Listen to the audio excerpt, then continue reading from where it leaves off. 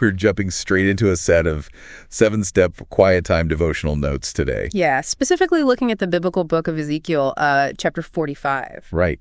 And our mission for this deep dive is to basically unpack how this ancient text maps out the intersection of justice and leadership and worship. Mm-hmm. And the opening command to Israel's leaders is, it's pretty striking. It says, "Enough, O princes of Israel, put away violence and oppression." It doesn't really pull any punches. No, it doesn't. But I have to admit, when I first read that, it sounded a little like one of those vague corporate memos. Oh, like a CEO sending out an email that says, we need to do better, or, synergize our core values. Right. But they give zero actual metrics to hold anyone accountable. It's just words.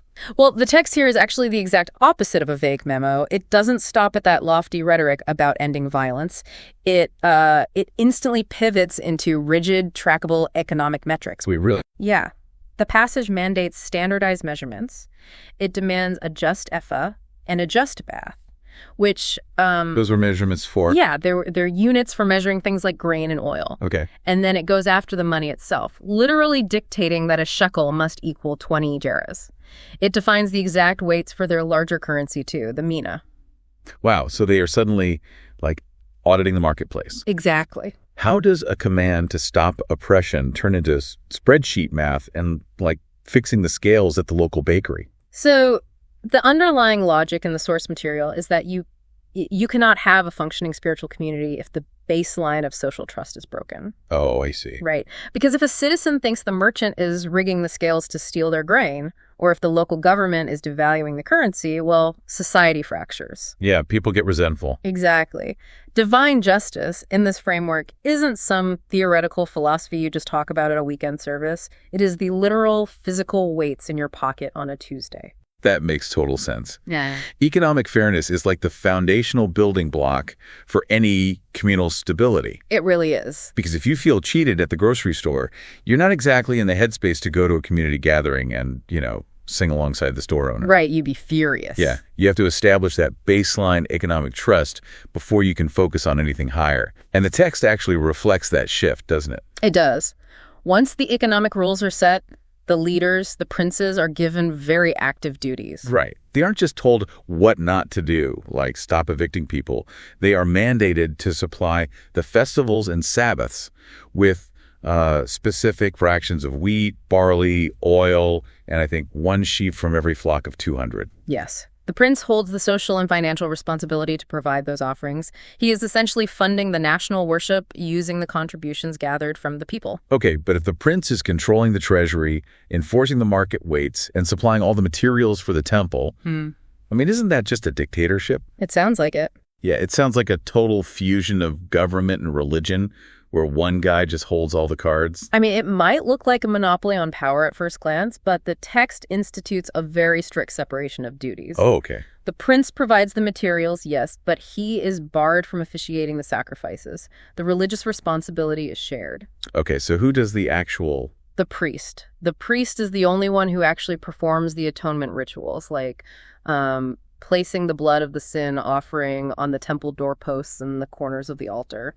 But why the hard boundary there? Why couldn't the guy writing the checks and managing the economy just, do the ritual himself? Well, by strictly dividing the checkbook from the altar, the text builds in an anti-corruption mechanism. Oh, wow. Yeah, because in the ancient Near East, kings often claimed divine status or ultimate religious authority just to make their rule absolute. Right, to say, God put me here so you can't question me. Exactly. So separating the funding from the sacred rites prevents the leader from hijacking the religion for their own ego or, political gain. I love that. Yeah.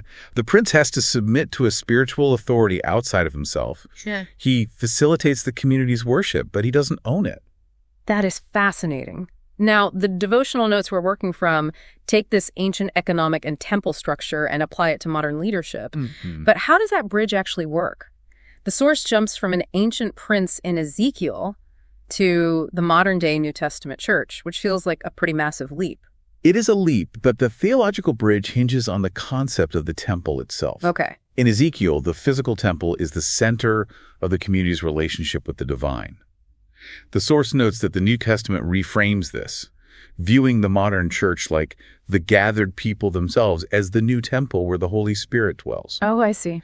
Because of that shift, the principles of justice and responsibility that applied to the ancient prince operating around the physical building, well, they're transferred to modern leaders operating within the church community. Meaning church leaders are held to that exact same standard of not abusing their power or, manipulating resources for personal gain. Exactly. The notes emphasize that modern leaders are also sinners who must rely on Christ's cross and the Holy Spirit. They have to continually examine themselves, ensuring they are serving the community rather than, using the community's resources to build their own empire. Which really brings the lens off of ancient kings and modern pastors directly onto anyone listening to this deep dive right now. Yeah, it gets personal. It does. The core questions in today's reflection notes ask where you have influence or authority. It could be managing a team at work, running a household, or even just organizing a neighborhood group. Are you using that influence to create a fair, stable environment for others, or are you quietly tipping the scales to benefit yourself? And the real challenge of this text is the complete lack of separation between everyday integrity and spiritual health. Honest business weights and sacred temple worship are treated as the exact same ecosystem. There is just no dividing line between how you handle your money and how you approach your faith. You really can't fake the daily metrics and expect the big picture to hold up. No, you can't. Which leaves us with this final thought to ponder today. If our daily economic honesty is truly so deeply entwined with our community's spiritual health, how might correcting just one small, unfair financial habit in your own life fundamentally reshape your entire spiritual environment?